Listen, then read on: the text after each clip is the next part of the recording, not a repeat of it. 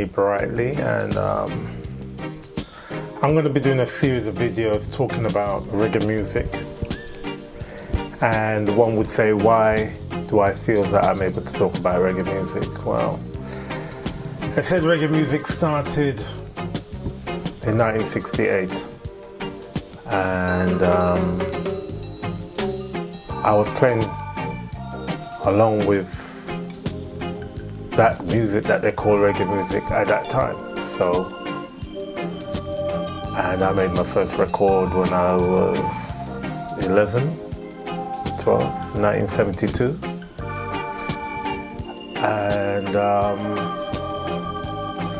And I've played with a lot and performed with quite a few of the different reggae artists or artists of reggae music throughout the years. So I'm not going to say I qualify, but I'm just going to talk about it from what I think and what my point of view. Now the reason for this is because they have now done so many documentaries about reggae music. They've done displays, they've done exhibitions, they even have like a reggae music annual forum where they're discussing it. And they've also made it an official art of Jamaica. So, and you know, the question you always get asked is, what is the difference between reggae music, British reggae music, Californian reggae, New Zealand reggae, Jamaican reggae? Is there a difference? And the answer is yes, of course there's a difference. So I'm going to give you what my breakdown of the different types of reggae music there is. And I'm going to do it in different series. So whatever you're interested in, or whatever your interest is in reggae music, I hope I can answer the question. So below you'll see a website and an email address, and you can send your questions. And when I do the program, there'll be a section where I'll be answering the questions that people,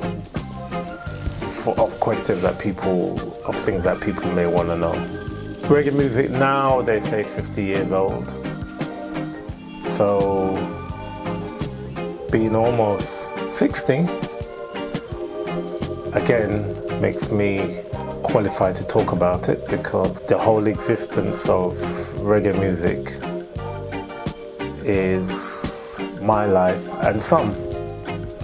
Now, my parents was always in the music business, so we had nightclubs, we had venues, so music was always played around me. And then being a musician made me also play music. And I've played with some of the original artists of Jamaican music, like Owen Gray, Roy Shirley, the Hebtones, Leroy Smart, Prince Jazzbo, Dennis Alcabal, Johnny Clark. I can say that, or I'm proud to say that, I also met Bob Marley when I was also 12. My dad took me to see him. And you know, one of the great things is that I'm going to show you the video clip actually, where you actually see me on the stage right beside the keyboardist for Bob Marley when they did their very first major show here in the UK at the Sundown Theatre in Edmonton. I'll be talking about the shift and the different types of reggae music as well, because you know, people talk about lovers rock. What is lovers rock? Well, again, I'll give you my story of what lovers rock is, what created it, where the name came from, because a lot of people don't even know how the name actually came about.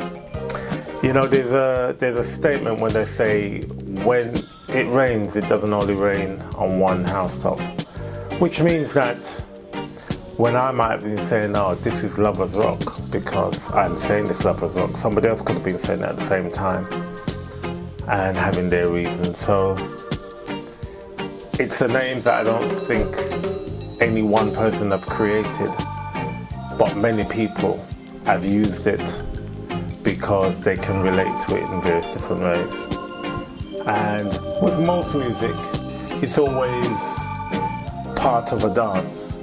So normally you can say, oh, that dance go with that music. They dance like that to that music. So again, I'll be giving you all my different reasonings about how reggae music started and the roles that it played in the world and how it changed the music world environment. And I said that with no reservation because I've traveled all over the world, and everywhere you go, you hear reggae music.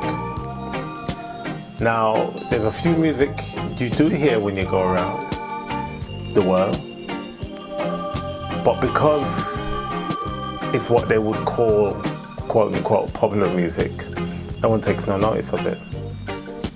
But because reggae is so distinctive, because reggae is so different, because reggae represents something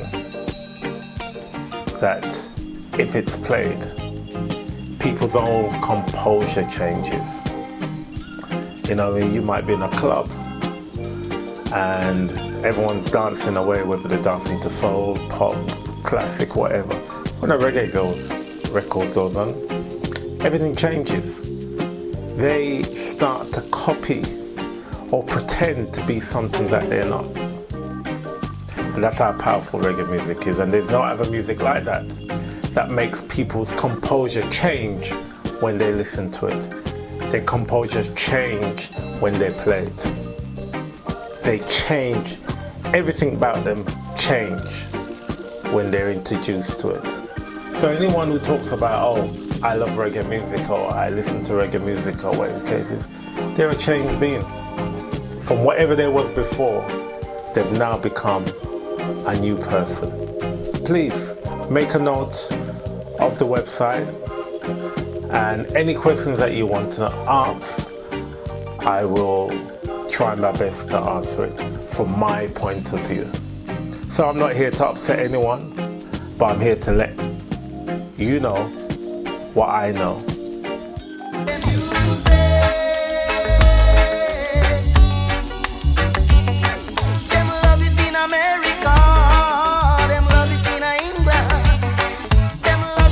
Canada.